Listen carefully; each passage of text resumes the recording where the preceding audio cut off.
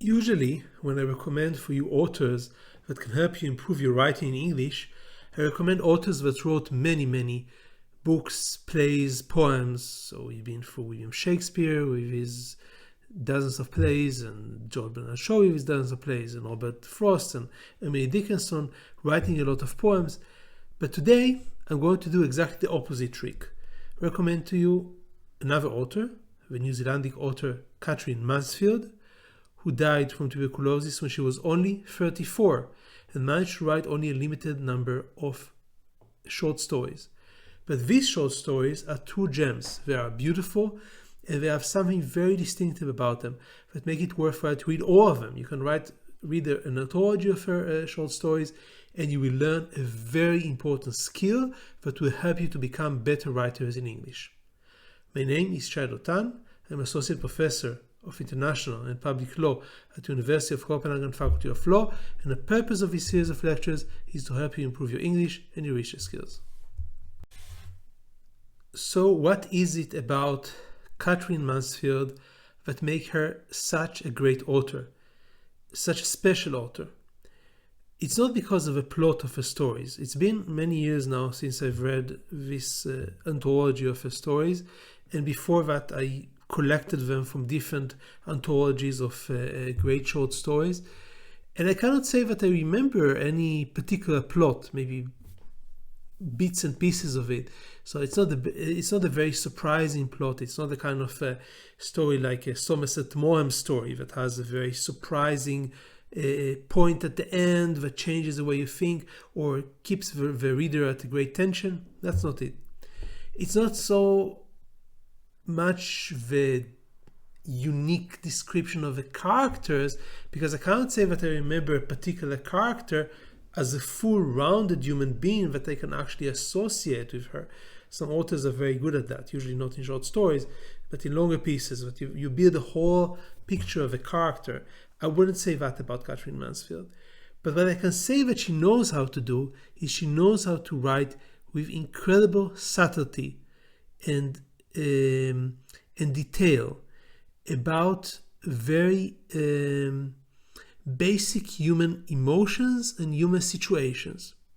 So if, for example, you are looking for a description of a young woman who is ashamed of how much she likes the way she looks, okay, she acknowledges that she's beautiful, but she doesn't want to admit that to herself. So here is something that Katherine Mansfield knows how to do very well. She would show to you exactly the way she looks at the mirror, the way she looks at herself. That's something that is very becomes very vivid to you because of the subtlety in the way that she describes it. She doesn't exaggerate details. She makes them accurate and precise and very easy to identify with. Or if you want to describe something like a young man that wants to project power and authority, but he doesn't have any yet, so he struggles to do so. Something that every man goes through at a certain age. You want to assert yourself as a man. Knowing how to describe that is an act of brilliance, and she knows how to do that. She basically is able to do that in her stories. Or things like women who are maybe a little bit older age and insecure, and because of that act aggressively, or an artist that doesn't know how to deal with the different phases of his career, with failure, with success, with routine. So all these are things that you will find Katherine Mansfield knows how to analyze them very accurately, just like a painter that would know how to draw exactly the details of something very specific, like a human hand, for example, and by this make it alive. That's a very difficult skill to make. When you see a sketch of a hand and you know, for example, you see the difference between a sketch that is made by an amateur or a sketch that is made by Leonardo da Vinci, you don't realize what are the details that are integrated into it unless you're a doctor. Okay, so you don't know exactly what are the little veins and all the knuckles that are in right place, but you see that this looks incredibly alive. This looks incredibly realistic. And this is something that the equivalent of doing that in a painting is something that Katherine Mansfield knows how to do in a presentations. So you read the text and you don't really realize, okay, what is it about the language that is unique? What is it about the details that is unique? You just see the whole, and then it opens your heart. You fall in love with a character, not in a character, I mean, this is exaggerated, with a scene. You fall in love with a scene. The scene is so vivid because it's so precise, because it's not exaggerated, because it's exactly the right realistic presentation of a human emotion that all of us have seen many, many times. Because all the examples that I brought to, everybody have seen. Everybody have seen a young woman, a young man, an older woman, an older man. Everybody have seen that people many, many times. And then somebody comes and shows to you, okay, here's a way to look at it from a particular angle that gives you the beauty of the description. So this is what Katherine Mansfield knows how to do better than anybody. Sometimes when I read the stories, I thought some of the style is a bit different from story to story. Sometimes it looks more like a stream of consciousness where you describe things that happen just as they would have happened in a real situation. Sometimes the story is a bit different. So the style can be a bit different, but the subtlety of description of human situations remains the same, and that's her strongest quality. This is really what makes her one of a kind. Now, after I've described to you what I think makes Katherine Mansfield great, I have to answer the question, why am I telling you this? You, my audience, who wants to become better writers in English. Why is it your concern? And the answer is that I want you to take this as an exercise. So I want you to try to mimic the ability of Katherine Mansfield as you write. Now, that's a very unique kind of exercise.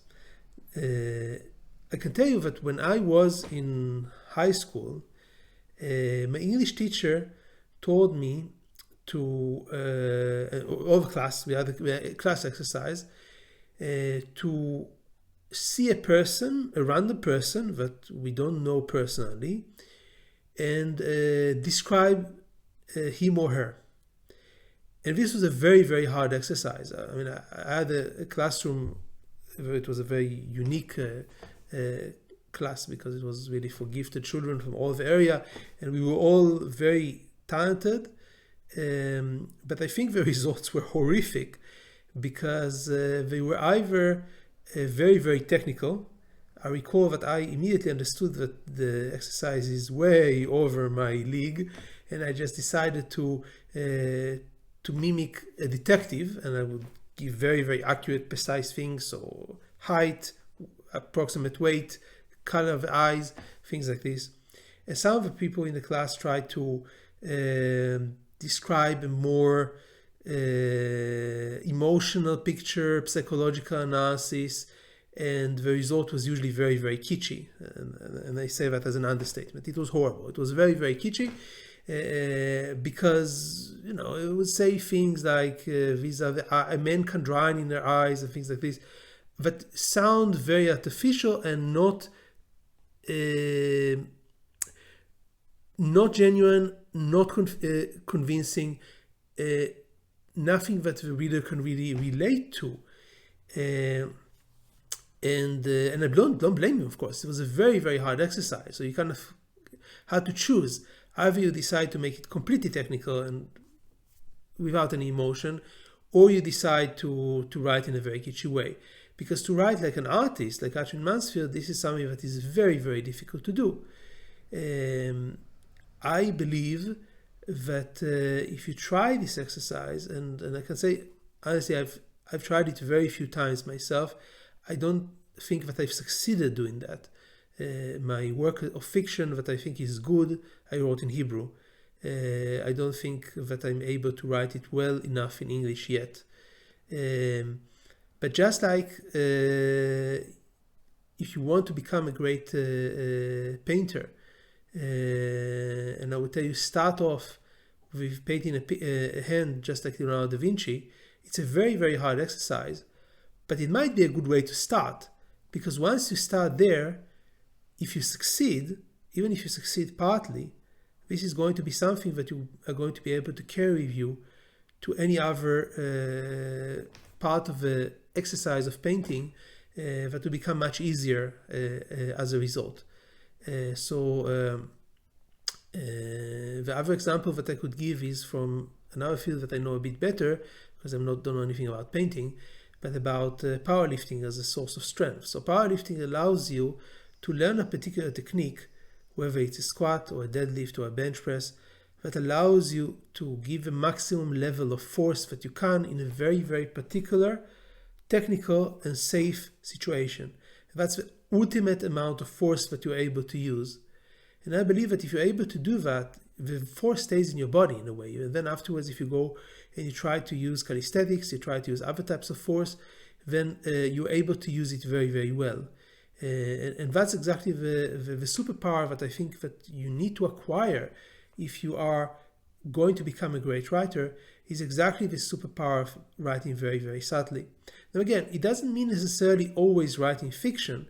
It means being very aware of avoiding this doer trap where you are not completely technical and not engaging your reader at all on the one hand, and you're not completely kitschy and repelling your audience by writing things that are not genuine on the other side. You need to find something in between. And one way to learn that, and that's exactly what I've been trying to do in the last series of lectures, is to emulate great writers. So Katherine Mansfield can really, really help you with this. I think that if you're able to read 200 descriptions of emotions that you identify with, then when you will see something else, okay, when you will see this next situation of a middle-aged man trying to show that he's still young, I admit that this is probably a Freudian slip, but this is the first example that came into my mind. So you're going to say, okay, how do I attack this problem? How do I do it in a way that doesn't offend my readers? Am I trying to be subtle in a way that I do that? Do I do it by example? Do I speak about physical things? Do I speak about the words that they use? How do I engage with that? And then every time you're going to find a situation like this, you can do it again. Now, again, I'm not a great fiction writer in English at all, but I've written quite a lot non-fiction, papers, many books, and many times there, you are also faced with describing something complicated and subtle. I know how to describe a judgment. I know how to describe a situation. The skills are not that different. It will surprise you how similar they are. You need to be able to improve your writing by practicing a lot. And about this, I already spoke quite a few times. But a great way to do that is to read a master like Katherine Mansfield. And again, because she wrote so relatively few stories, what I recommend for you to do is buy a nice anthology like Bliss and Other Stories, I think is the one that I read, or another anthology of as many of her works as possible, and just dive into them. Read them all from beginning to end. Don't just try to choose stories. Read the stories from beginning to end, and this will give you a very useful tool in describing with subtlety, with precision, with a genuine emotion. This is a skill that you will carry with you as a writer later on.